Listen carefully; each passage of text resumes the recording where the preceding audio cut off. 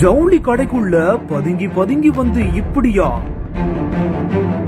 வந்ததும் தெரியக்கூடாது, கைரேகையும் பதியக்கூடாது, சத்தமும் வந்துடக்கூடாது என்று பார்த்து பார்த்து பக்காவா பிளான் போட்டு களவாடிய கில்லாடி.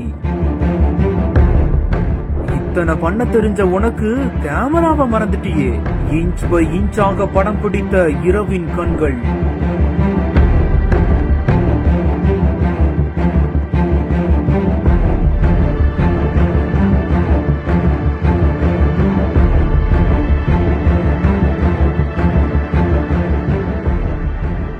சேலம் 5 ரோடு பகுதியில தனியாருக்கு சொந்தமான ஜவுளி கடை ஒன்று புதிதாக திறக்கப்பட்டு செயல்படுத்தி வருது.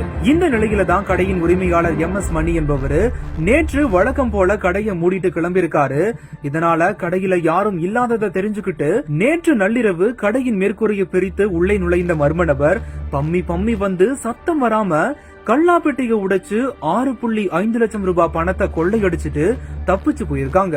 குறிப்பா நேற்று நள்ளிரவு 1 மணி அளவுல மேற்கூரையை அறுத்து உள்ளே நுழையும் மர்ம நபர் பணம் வைத்திருக்கும் ராக்குகளை திறந்து பணத்தை பையில போட்டு எடுத்து செல்லும் CCTV காட்சிகள் இப்போ வெளியாகி பெரும் பரபரப்பை ஏற்படுத்தி இருக்கக்கூடிய நிலையில சம்பவம் தொடர்பா கடை உரிமையாளர் மணி அழகாபுரம் காவல் நிலையத்துல புகார் கொடுத்ததன் பெயரில காவல்துறையினர் வழக்கு பதிந்து விசாரணை மேற்கொண்டு வராங்க.